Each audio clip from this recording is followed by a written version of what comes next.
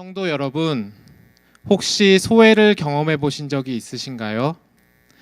우리는 세상을 살아가면서 때로는 소외를 공동체로부터 경험하곤 합니다. 그리고 우리는 주류로부터 분리되는 것을 두려워하고 슬퍼합니다. 그러나 시대가 점차 변화되면서 혼자임을 편안해하는 시대가 돌아왔습니다.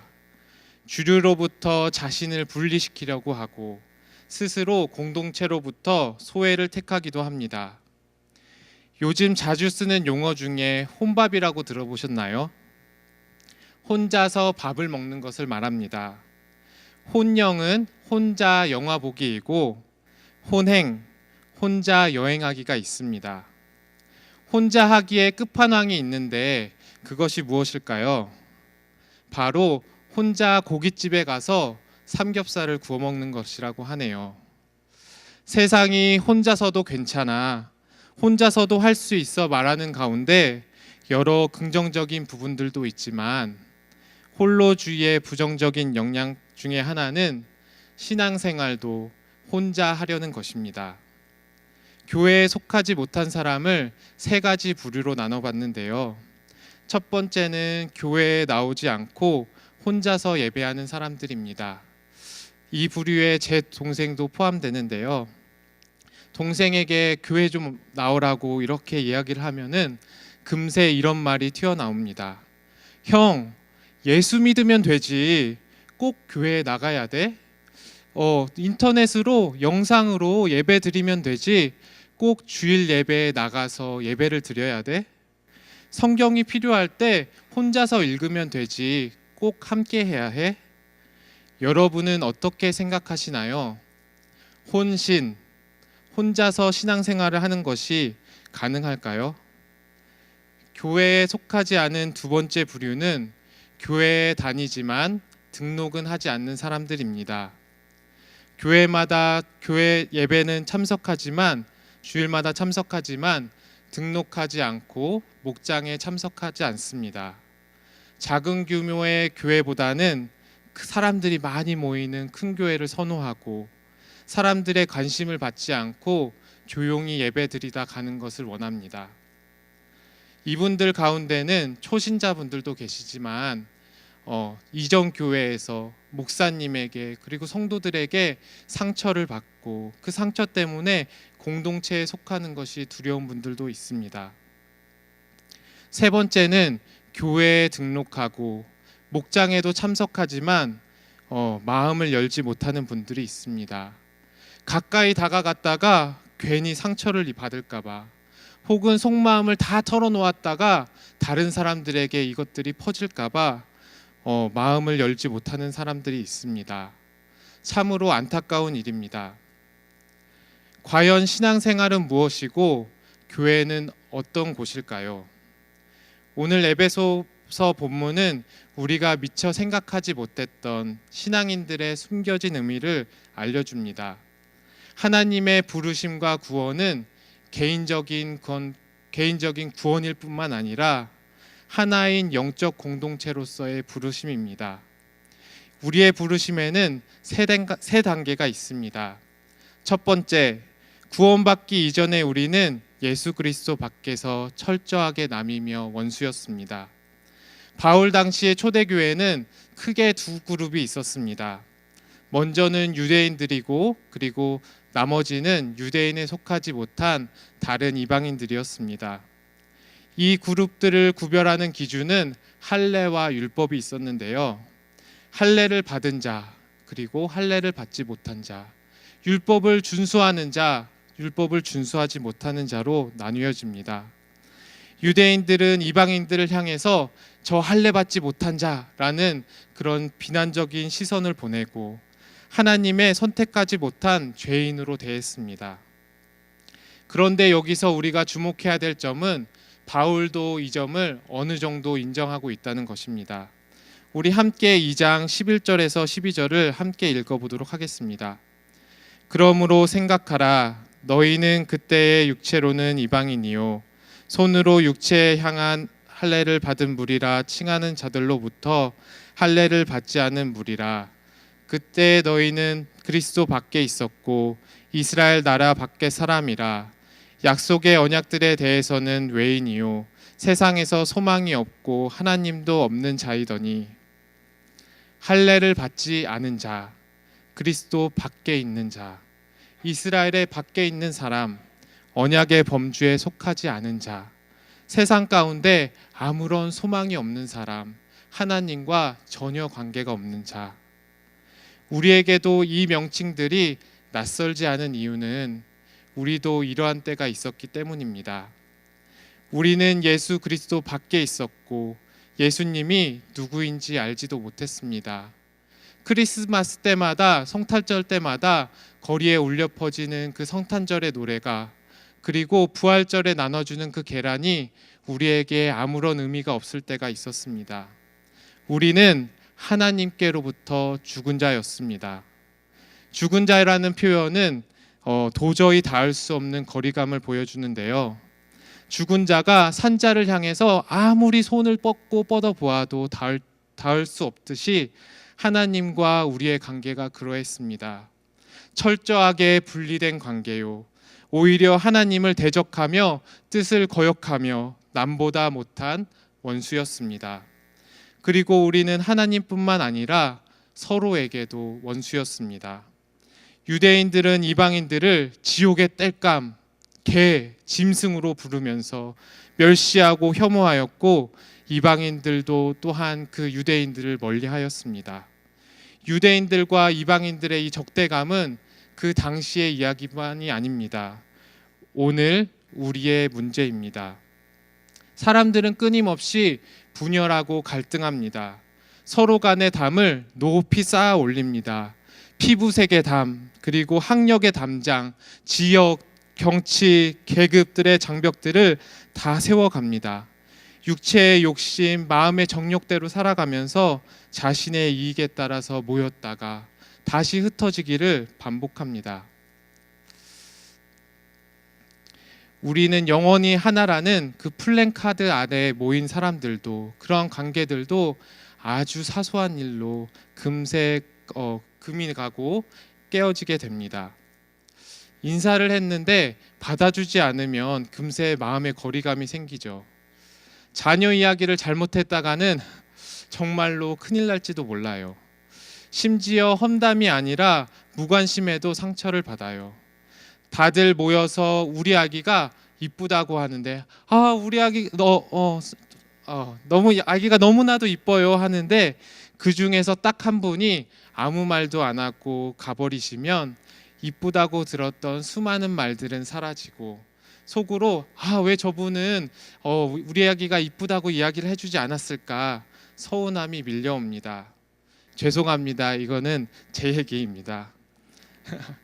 모든 공동체와 사람들은 내 마음대로 되지 않을 때 깊은 어려움과 좌절과 분노를 경험합니다.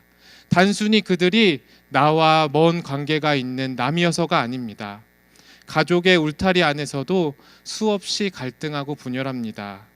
주위에서 가족끼리 장사하다가 마음이 안 맞아서 남처럼 보지 않고 소원하게 된 사람들의 이야기, 형제들끼리 부모의 재산을 가지고 싸우다가 법정 소송에 간 이야기, 그리고 부모가 자기의 요구를 들어주지 않는다고 폭력을 행사한 아들의 이야기들을 우리는 흔하게 들을 수 있습니다. 성경에 기록된 인류의 가장 첫 살인도 자기의 마음대로 되지 않음을 분개한 형 가인이 동생 아벨을 돌로 쳐 죽인 그런 끔찍한 사건이었고, 내 뼈 중에 뼈요 살 중에 살이라 고백했던 아담과 하와는 서로에게 죄가 있다며 하나님께 그 죄를 고발하는 그러한 관계가 되었습니다. 이처럼 타락한 인간은 하나님께 원수일 뿐만 아니라 사람들에게도 원수요, 하나님께 멀어졌을 뿐만 아니라 사람들에게도 멀어졌습니다. 부르심의 여정 두 번째, 예수님 안에서 우리는 하나님 그리고 서로가 사람들과 화평하게 된다는 것입니다. 우리 13절과 15절을 함께 읽어보도록 하겠습니다. 이제는 전에 멀리 있던 너희가 그리스도 예수 안에서 그리스도의 피로 가까워졌느니라. 그는 우리의 화평이신지라. 둘로 하나를 만드사 원수된 것 곧 중간에 막힌 담을 자기 육체로 하시고 법조문으로 된 계명의 율법을 폐하셨으니 이는 이 둘로 자기 안에서 한 세 사람을 지어 화평하게 하시고. 원어로 찾아보면 13절은 이렇게 시작합니다. 그러나 이제는, 분열과 소외의 처절한 현실에도 불구하고 그러나 이제는 예수 그리스도로 인해 완전히 변화되었습니다. 하나님께서는 우리를 향한 큰 사랑으로 허물과 죄에 죽어 있었던 우리를 살리셨습니다. 우리를 은혜로 살리셨습니다. 십자가에서 흘려진 그리스도의 보혈은 하나님과 원수된 우리 간에 막혀진 담들을 허무셨습니다. 그리고 도저히 가까워질 수 없을 것 같았던 유대인들과 그리고 이방인들의 그 막혀있던 할례와 율법의 담장도 무너뜨리셨습니다. 분열의 원인인 죄를 해결하심으로 분열과 소외의 현실은 예수 그리스도로 인해서 화평케 되었고, 둘은 더 이상 둘이 아니라 하나가 되었습니다. 예수님은 우리의 화평이신지라. 우리 다 함께 한번 외쳐볼까요? 예수님은 우리의 화평이신지라. 사랑하는 성도 여러분, 화평케 하시는 분은 오직 예수님 뿐이십니다. 이처럼 하나님의 구원은 우리를 죽음에서 살리실 뿐만 아니라 분열과 갈등의 대표인 유대인들과 이방인들을 이제는 새로운 한 사람이라고 말하는 새로운 공동체로 부르셨습니다. 믿음으로 그리스도와 합하여 그분 안에 거하게 되면 모든 신자는 하나가 된 새로운 존재가 됩니다. 세상에 분열된 개인적으로 존재할 때와는 완전히 다르기에 새로운이라고 불리우고, 그리고 예수님께서 그리고 하나님께서 하나이시듯이 우리도 예수님 안에서 하나이기에 하나라고 불립니다. 이제 우리는 더 이상 개인적인 존재가 될 수 없게 되었습니다. 새로운 한 사람이 되었습니다. 이것이 바로 교회입니다. 이제 그리스도 안에서 우리는 진보주의자와 보수주의자가 아닙니다. 고용인과 피고용인이 아니며 채권자와 채무자가 아니며 내국인과 외국인이 아니며 장애인과 비장애인이 아닙니다. 우리는 교회입니다. 우리는 같은 성도이며 우리는 하나님 나라의 시민이며 하나님의 형제요 자매요 가족이며 하나입니다. 이처럼 하나님께서는 우리를 교회로 부르셨습니다. CGN TV에 그 나침판 바이블이라는 프로그램이 있는데요. 거기에 이제 강사로 나오신 이정규 목사님께서 교회에 대해서 말씀하셨는데 잠깐 소개를 하겠습니다. 교회는 언약적 공동체입니다. 교회를 선택한다는 것은 단순히 인터넷에서 설교 좋은 곳을 찾아서 등록하는 것이 아니라, 교회에 속한다는 것은 교회가 그를 사랑하고 그리고 그 또한 교회를 사랑하겠다는 고백입니다.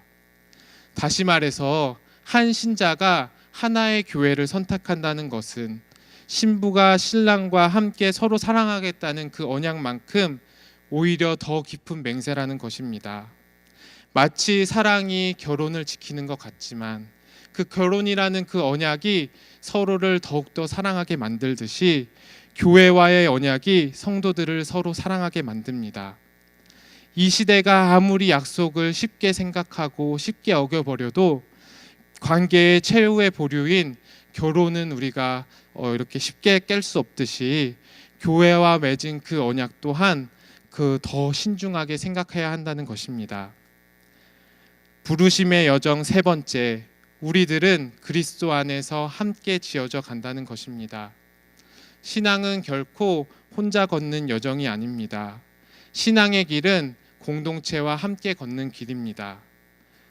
요리를 한 번도 해보지 않은 사람이 엄청나게 두꺼운 요리책을 사서 막 이렇게 달달달달 정독했다고, 또는 그 요리 레시피를 막 줄줄줄줄 외운다고 해서 나는 이제 요리를 잘합니다, 이제부터 나를 요리사로 불러주세요 말할 수 없는 것처럼, 교회 공동체 안에서 다른 성도들을 섬기고 그리고 사랑해보지 않은 사람이 나는 신앙생활을 잘하고 있습니다 라고 말을 할 수 없습니다. 바울은 에베소 교회 이방 그리스도인들에게 말을 합니다. 그러므로 이제부터 여러분은 외국 사람이나 나그네가 아니요 오히려 성도들과 동일한 시민이며 하나님의 가족입니다. 여러분은 사도들과 예언자들이 놓은 기초 위에 세워진 건물이며 그리스도 예수가 그 모퉁이 돌이 되십니다. 그리스도 안에서 건물 전체가 서로 연결되어서 주님 안에서 자라서 성전이 됩니다. 그리스도 안에서 여러분도 함께 세워져 하나님이 성령으로 거하실 처소가 됩니다. 아멘. 모퉁이 돌은 저 벽과 그리고 이 벽이 만나는 그 지점에 아래에 놓는 것이 모퉁이 돌입니다. 이처럼 모퉁이 돌은 두 벽을 연결시켜 줍니다. 온 만물의 주인 되신 예수 그리스도께서 친히 모퉁이 돌이 되셨습니다. 왜요? 바로 우리를 하나 되게 하시기 위해서입니다.